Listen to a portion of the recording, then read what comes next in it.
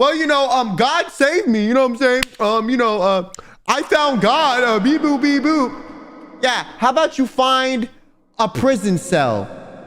You sick. We're gonna watch a story about the bizarre story of Tatsuya Ichihashi. I don't know if I said that right. I'm white and ignorant. Okay, my fault, gang. My fault. Don't cancel me. Don't cancel me. Apparently, he performed plastic surgery on himself to avoid getting caught. Today, we're covering the case of Tatsuya Ichihashi, a case known for its uniquely bizarre and disturbing details. When 22-year-old Lindsay Hawker traveled to Tokyo to teach English, it was supposed to be the start of an amazing adventure. Instead, it would turn into something so unimaginably horrific, it would become the subject of a best-selling memoir and later a movie. As for Lindsay's killer, his desperate attempts to avoid identification were so gruesome, they'd earn him a near cult hero status. Cult hero?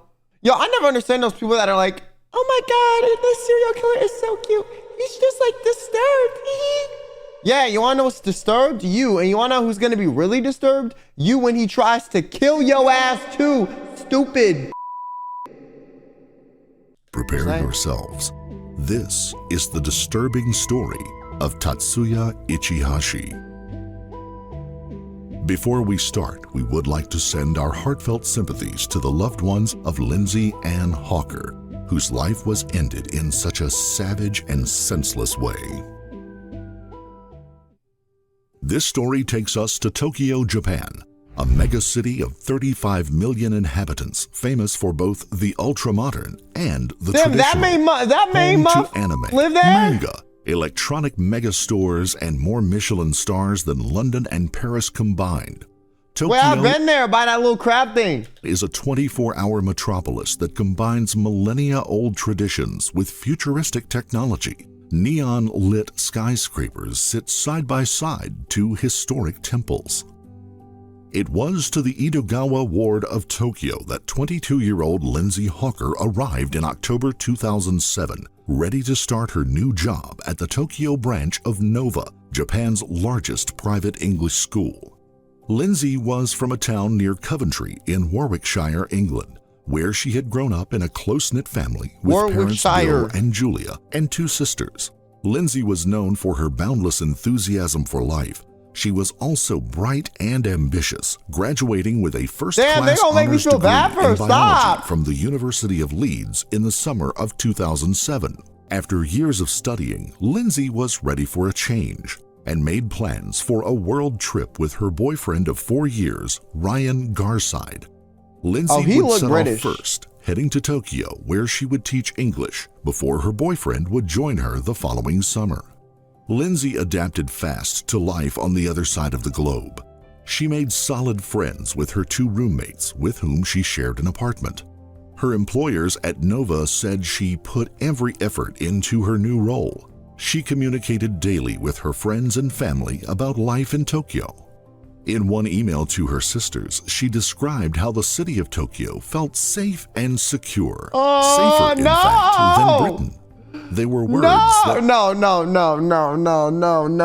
bro. Stop. Why are you setting it up like this, bro? Why? Would later haunt her family. On the morning of March I will say one thing about Japan, bro. They always say it's safer and there's lower crime rates, but every time you hear about a crime in Japan, it's always the most insane shit. Like, it's never some casual murder. It's not like, it's like, I murdered people while like putting them in barrels and fumigating them, or like I blew up 8 subways with gas, or like I did like extra, or like I bombed like 4 streets at the same time. Like, it's always just the craziest and then otherwise it's like nothing happens. It's insane. 5th, she packed her tote bag with her teaching materials and said goodbye to her roommates and left the apartment on her bike. She would never return again. On March 26, 2007 at 2:30 p.m., Lindsay's father received a call from a staff member at the Nova Language School. Lindsay had failed to turn up for her classes for 2 days in a row. Her roommates had already tried to contact police when Lindsay had failed to return home from work the previous evening, but the message had not been conveyed to the proper authorities within the department. Lindsay's... So they were incompetent? Or did they not understand what they were saying because they spoke English? Well, I feel like in order to teach English in Japan, you need to know Japanese though. So they definitely knew Japanese. Family were distraught. Her father booked a flight to Tokyo for himself and Lindsay's boyfriend, Ryan. At Lindsay's they went to look for her themselves. Oh. Officers tried to piece together Lindsay's last movements. Both her roommates and her boyfriend, Ryan, had vital information to share, and all of it created a clear and chilling picture. 6 days earlier, on March 20th, Lindsay had been traveling home on the train after drinks at a bar called Hippy Dippy Doo when a strange man approached her. He was several years older than her and claimed to be one of her students in her class. What did she recognize you? Wait, Nova teaches adults? I thought it was children, first of all. Wait, we got adults at the school? Bro was like 32 being like, hey, I'm one of your students. Like... But Lindsay knew all of her students, and he was not one of them. Also, the fact that if he wasn't one of her students and he knew she teach somewhere means he was stalking her. Because how else do you know that? Lindsay had politely excused herself and exited the train at her station. She had almost arrived home on her bike when she suddenly spotted the man right behind her, jogging fast. He had tailed her all the way from the station and now pitched up on her doorstep. He asked again if she recognized him. Now, a little frightened, Lindsay repeated that she didn't. This time, he explained that he wanted to go abroad to study and was desperate for an English tutor. He then asked her for a glass of water. Thinking he was simply enthusiastic and maybe a little eccentric, Lindsay... Oh, so that was how he tricked... That was how he tricked her to open her house and let her inside? Invited him into her apartment where her roommates were both home. Inside, he sketched a picture of Lindsay and signed it with his name, Tatsuya Ichihashi, a phone number, and an email address. So bro Officers now searched... So bro was like, here's all my personal info. Now I'm gonna murder you, but it's like, you know, just in case the police need to find me, here it is on a silver platter. Like you dumb What the hell? Lindsay's room where they located the sketch the man had given her. Lindsay, her roommates said, had agreed to meet the man in a cafe for an English lesson.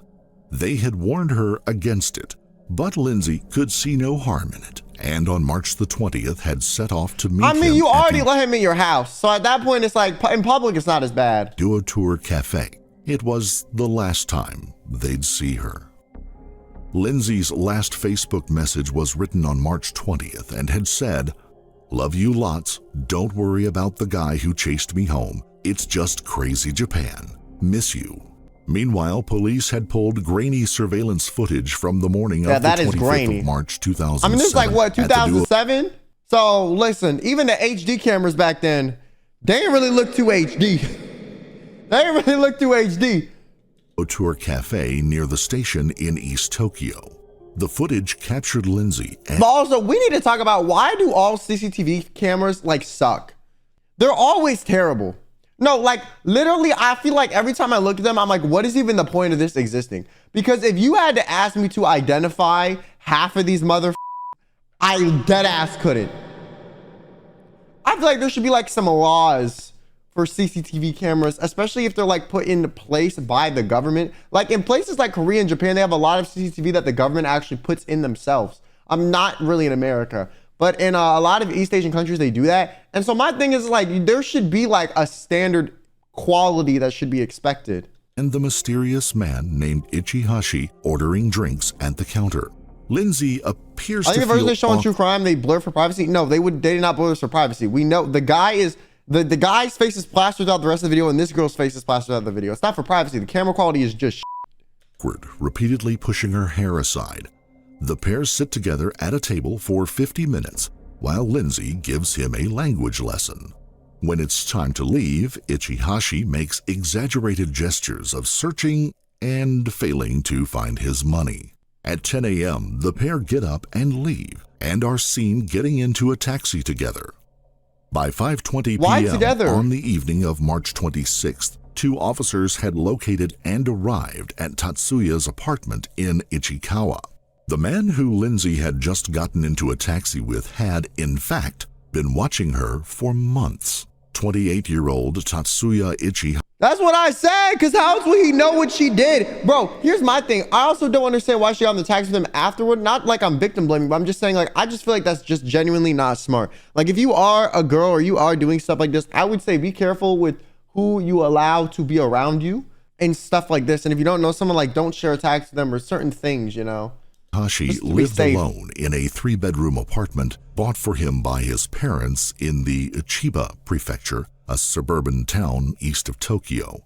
The son of 2 wealthy professionals, his mother was a dentist and his father a brain surgeon. Tatsuya hadn't inherited either his parents' ambition or academic ability.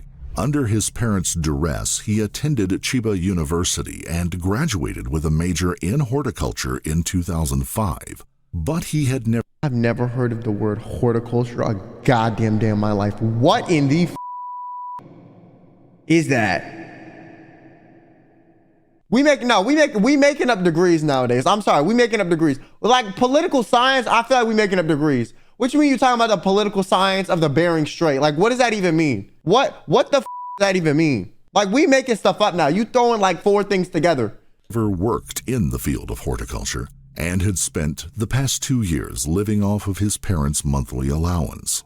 Tatsuya found himself a girlfriend during his time at college, but those who knew him described him as a loner, someone known in Japanese culture as a hikikomori, or someone who suffers extreme degrees of social isolation. Nah, they slapped him with the hikikomori. Like, oh, that's crazy. Nah, that's crazy. That's crazy. I didn't know they was gonna bring that up in. Yo, okay, I haven't heard that word in years, bro. He was obsessed with violent manga, and for several years... Okay, don't listen, don't listen. No. Don't do that stuff that them politicians do where they're like, they played video games, so that's why they shot all those kids. No.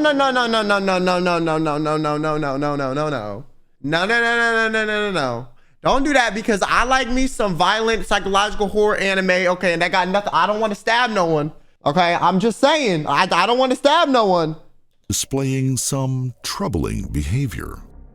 2 years earlier, he had assaulted a woman on a street while attempting to rob her. The woman had settled out of court with Tatsuya's parents. While at university, Tatsuya had been given a formal warning for stalking a woman. Ooh. Oddly, his girlfriend later described their... Yo, stalking in Japan, I know in Korea is very like extreme. I know in Korea there's a ton of laws to prevent stalking. Like, you can't even get Find My Friends on your iPhone. Like, that's not a thing. Like, that's literally not a thing. I think also maybe in Japan too. I don't remember, but I know in Korea you can't even do that. Or maybe it's Japan. It's one of the two. Because one of my friends got an iPhone there and was like, yeah, you literally can't even do it. Like, I don't even have that feature on my phone because of the stalking laws. Because their phone broke in, I think it was either Japan or Korea. So like, some of these countries, they have very serious stalking laws. Because it is kind of a relationship as stable and serious. She would visit him several times during his early years in prison. She said Tatsuya was obsessed with physical fitness and would spend hours each day working out at the gym and regularly cycling 15 miles a day. 15 By miles? 2007, however, there were signs that Tatsuya's mental health was deteriorating. He reportedly told acquaintances that he felt he was becoming unstable, but it's not clear whether anyone urged him to seek help. Instead, it seems, he developed a fixation with a random stranger, the young British English language teacher, Lindsay Hawker. According to police, Tatsuya had stalked Lindsay Hawker for several months before working up the courage to approach her on the train. Several months? He spotted the logo for the English language school on her tote bag and used it as an excuse to connect with her. He now used the excuse of having no money to lure her to his apartment in Ichikawa. It was a 5-minute drive away. Once outside, Lindsay asked the taxi driver to wait for her while she went in to collect the money. Oh, that's why she got on the taxi, because he was like, oh, I'll pay you, but I need to get money from my house. Oh, he's a slimy mother. Minutes passed with no signs of Lindsay, and the taxi driver drove away. He was the last person, other than her killer, to see her alive. Once at Tatsuya's apartment, police waited outside for him to exit. They were not permitted by Japanese law to knock without proper cause. Knowing his previous allegations of stalking and robbery, they had called for backup. By 8 p.m., 9 officers had assembled on both the ground floor and outside of his 4th floor apartment. 2 hours after the last officers arrived, Tatsuya burst out of his apartment and headed down the building's fire escape. He was barefoot and carrying a rucksack. With several officers close behind him, Tatsuya evaded them by vaulting What is a rucksack? Is that like a sack of like stuff for him to that he might need? Is that like one of those little things you put on a stick? You know those little cartoon ones with the stick and the little like bandana or whatever? Stairway to the ground and sprinting into the street. He was spotted once more by police officers, but once again evaded them by zigzagging through the street. It was the closest they would get to catching him for more than 2 years. Damn, he is listen. He got some agility and evasiveness because of all the physical fitness he did, bro. Location of Lindsay, on the other hand, that would happen much sooner. On Tatsuya's balcony, police noticed a bathtub had been freshly filled with a mix of sand and compost. A potted plant stood next to the bath, as though he had left before having a chance to plant it. And Tatsuya had not quite finished his task. A small white hand protruded from the mixture in the bathtub. So he turned her into compost? Or was he gonna try to put a plant on top of it to hide the body and hope the plant decomposed it? Neighbors would later say they heard a heavy scraping sound the evening before, undoubtedly the sound of Tatsuya dragging his bathtub onto the balcony of his apartment. Police uncovered Lindsay's naked body from inside the bathtub. She had been gagged with a scarf, and her feet and hands had been bound with gardening ties. Bruising across her upper body suggested she had endured a savage and prolonged attack. Both Lindsay and Tatsuya had been trained in martial arts. Lindsay had fought they do off not her hold back with the attacker verbiage in this bravely, video, bro. but she was no match for Tatsuya in strength. Egg-sized bruises on the left side of her face suggested that she had been struck repeatedly with a fist, while lesser marks on her upper body were likely the result of collisions with furniture. She had been raped and strangled so violently that the cartilage in her neck was broken. Her head had been shaved and her hair placed in a plastic bag. Why?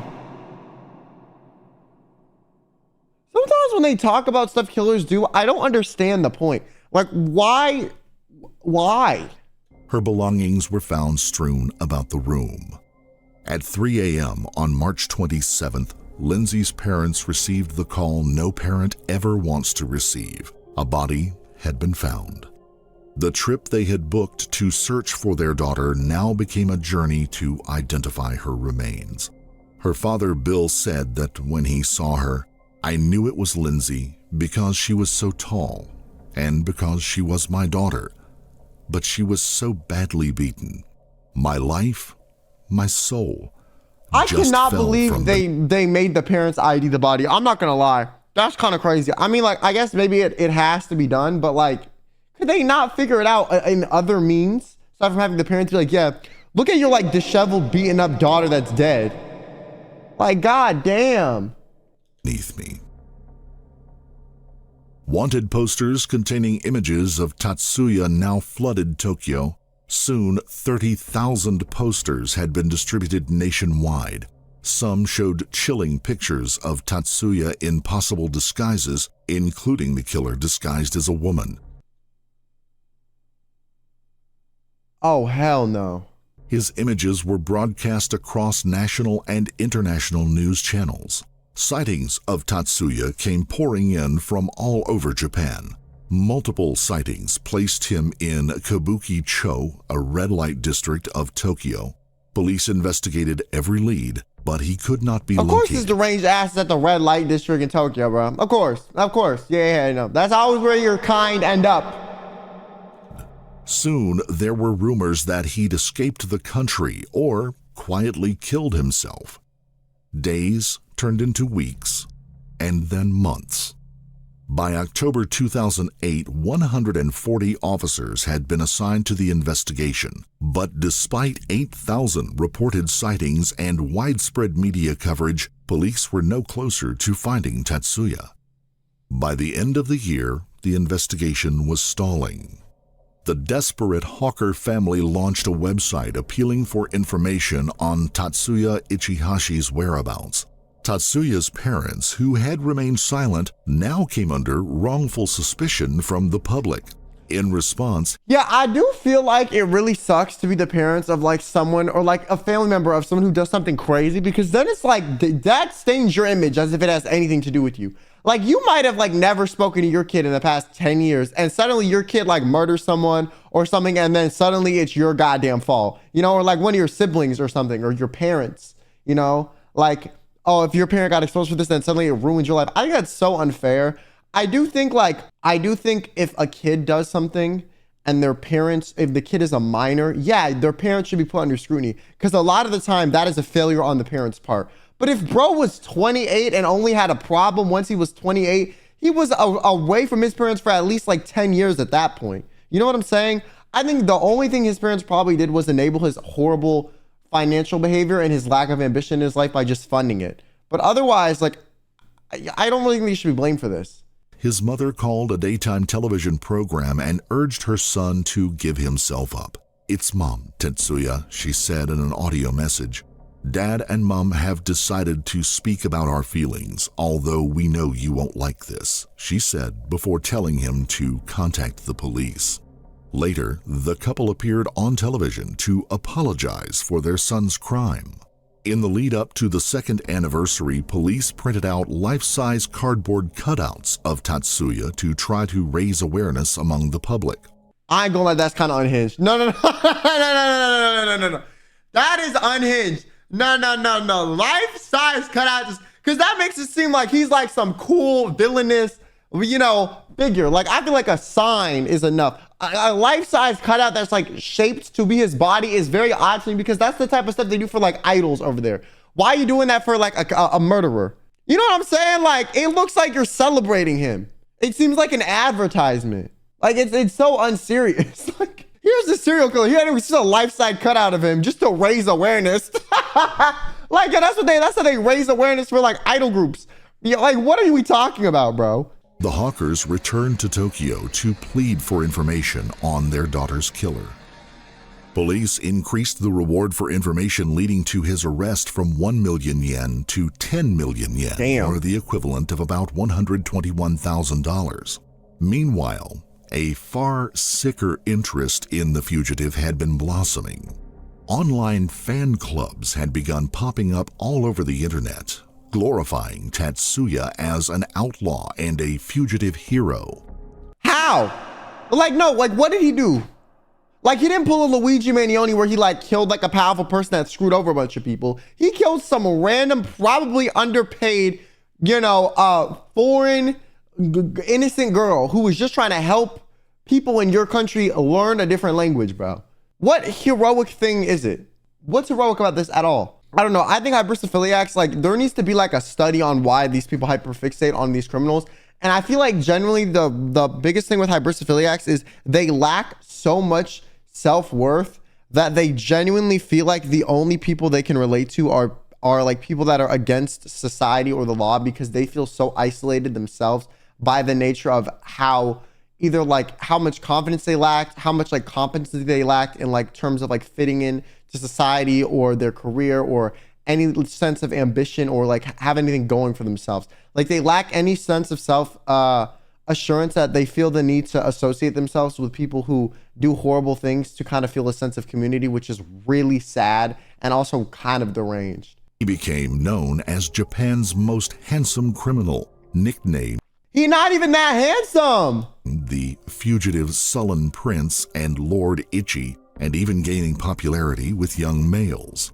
Blogs and support groups opened up, dedicated to the murderer. What no one knew, of course, was that the appearance of the man police had been hunting had changed quite significantly in the 2 years since they printed his face on wanted posters across Japan. According to an account he later published in a best-selling memoir, Tatsuya had initially wandered around Tokyo. Wait, so you're telling me he published a memoir about himself and people bought that, again, gave him a ton of money?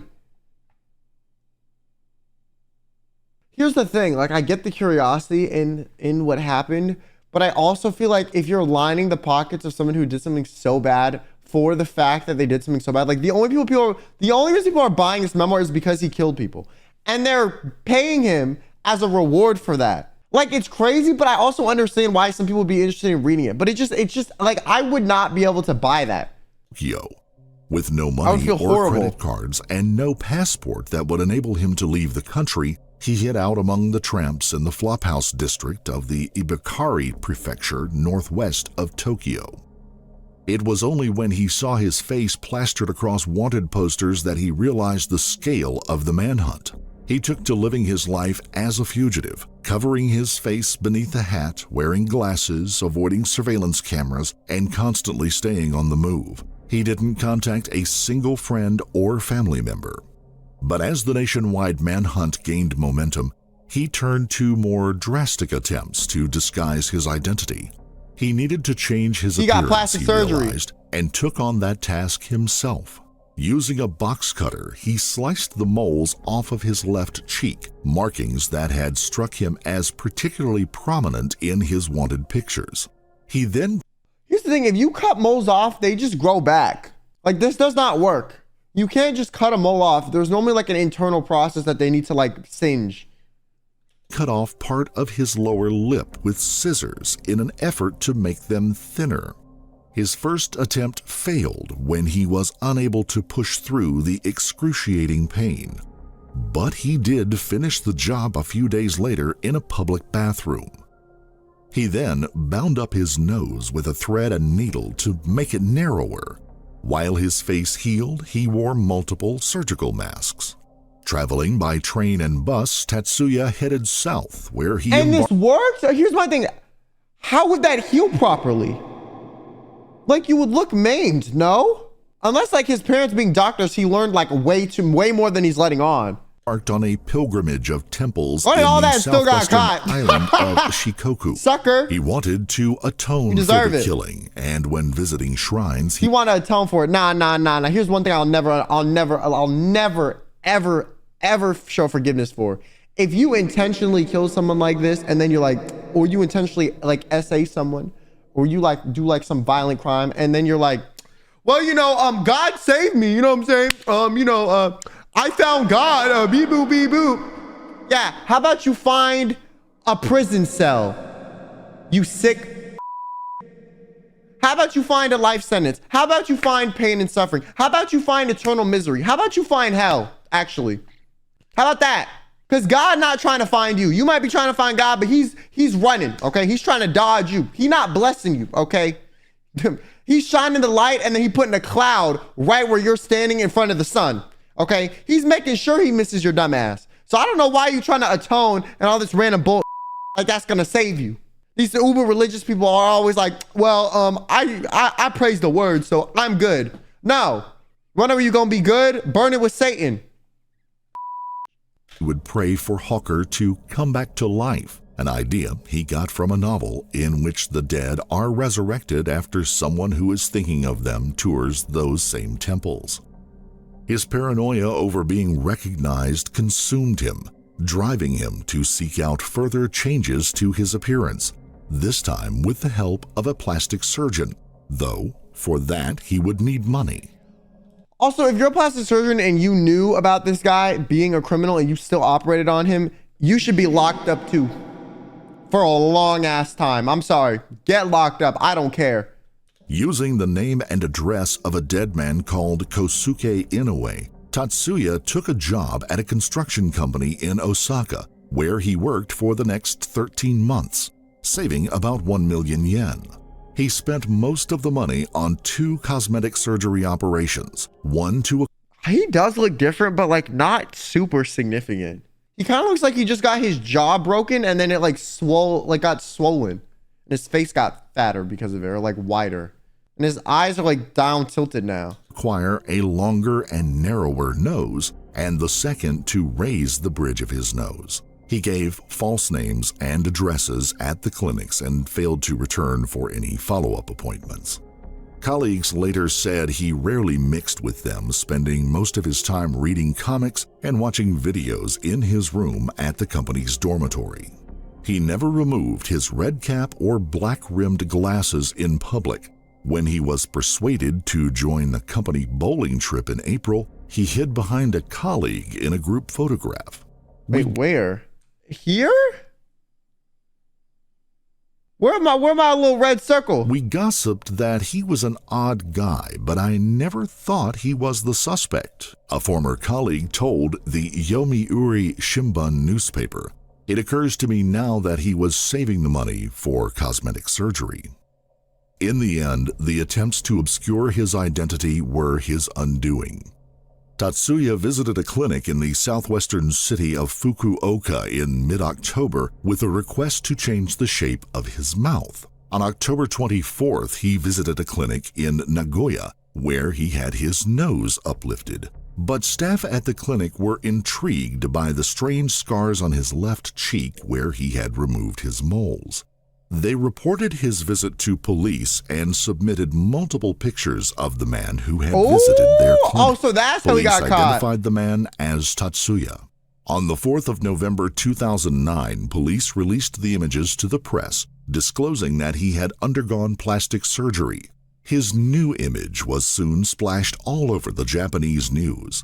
These images showed a very different Tatsuya. He looks different, but he kind of just looks older and like is like, okay, yeah, you ever seen someone take a picture with a fisheye lens? It kind of just looks like his face got put through a fisheye lens. You know what I'm saying? Like the center of it just looks like it got bigger and the sides got like sucked back. You know what I'm saying? Like that's what it looks like. And he looks like, instead of angry, he looks sad. Ichihashi. He was minus the 2 prominent moles on his left cheek. He had a thinner bottom lip, a higher bridge to his nose, and a double fold to his eyelids. Tatsuya wrote in his memoir that he froze when he saw the news on TV with his image. "My heart raced," he wrote. "I gazed at it trembling." He immediately got a haircut and bought a party disguise set, including a beard, sideburns, and mustache, and then headed to the ferry terminal at Osaka.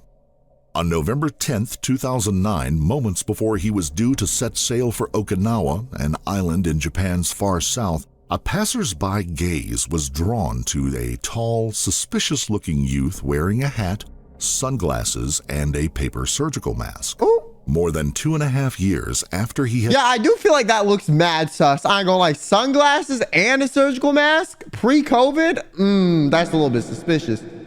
Post-COVID, I feel like people are like, whatever. But pre-COVID, nah, you're not getting away with that dumb become one of Japan's most wanted suspects, Tatsuya Ichihashi was arrested at the ferry terminal in Osaka for the murder of Lindsay Hawker. This has been a long, hard battle for the Hawkers, and the battle is over. We've worked tirelessly as a family. We've never given in for our daughter. We've never given in. We wanted justice, and we've finally got justice. And why did he do this? To thank the Japanese police. After a very bungled start. Why did he do this? Not like Japan did use masks for COVID. Yeah, masks in Asia were more popular, but like that paired with sunglasses and a hat, be so serious. And they've eventually got the man, and the chief officer told me they would get the man sooner or later. We're just so relieved that this part of our life is over. I can go down to my daughter's grave this afternoon and tell her. Thank you. I'd just like to say, you know, I'd like to echo what my parents have said, but also I hope that our case kind of gives other families some kind of hope. We thank the Japanese press, we thank the Japanese people, but really, it's us that have done this. We haven't given up, not from day one. All the sleepless nights, all the not eating, all the crying, all the tears, it's all been worth it now. And we've got what we wanted, which was justice for Lindsay. Kakoi. He's really cool, one blogger posted. When he was arrested, I thought his disheveled black hair and the line along his neck to his jaw made him look so sexy. Mental illness. Nah, you need to be checked into a psych ward. You need to be checked into an inpatient program. They need to study you. Something not right. Other side. Other fans explained their admiration for Ichihashi with one writing. The son of physicians, he is tall. He has a lean, mean physique, a talent for illustrating, and can converse in a foreign language. Lindsay's distraught family... Yeah, and then the replies are like, have my babies. Listen, the only babies you're going to be having with him is, couple sentences, okay? Couple sentences, maybe a couple diagnoses, all right? That's the only thing y'all gonna create together, okay? It's prison time and mental issues, okay? That's all you getting, all right? That's it. That's all you getting. The only thing you birthing is, you know, a psych evaluation or two. Pushed for Ichihashi to be executed through Japan's death penalty procedure. His lawyers, however, successfully argued that he should be kept alive based on the potential for him to be reformed. During his trial, Tatsuya admitted raping and killing Lindsay Hawker, but claimed he killed her by accident when he was trying to muffle her screams for help. He also said that he had attempted to resuscitate her and had called an ambulance, but no evidence has ever been produced to support that claim. According to prosecutors, he had beaten Lindsay shortly after she had entered the apartment and used tape to bind her while he raped her. In early 2011, Tatsuya published a book detailing his time on the run titled Until the Arrest. In the book, he skipped over the atrocities of his crime, the truth of what happened that morning, and his motives for killing an innocent woman, instead focusing on his adventures while as a fugitive, living in constant fear of arrest. And it became a bestseller. See, sometimes I feel like evil does win, which is so sad. Which is so sad, bro. The book went on to become a bestseller in both Japan and Britain. So much so, the story was turned into a film called I Am Ichihashi, Journal of a Murderer.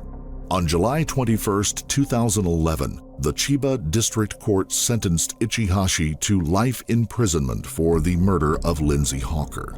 Lindsay's father said of the sentencing, "We wanted justice, and we finally got justice." Her boyfriend, Ryan Garside, said he had made plans to propose to the English teacher, who had been the best thing in my life. Aww. Like, imagine you finally find your person and then they get killed, bro. I'm more disturbed by the fact they let him publish a memoir and made a movie based on his memoir as if he did something great in his life. Imagine being brutally murdered and years later they make a movie about your killer and this struggle on the run. Like, that's beyond disgusting. That's what I'm saying. Why?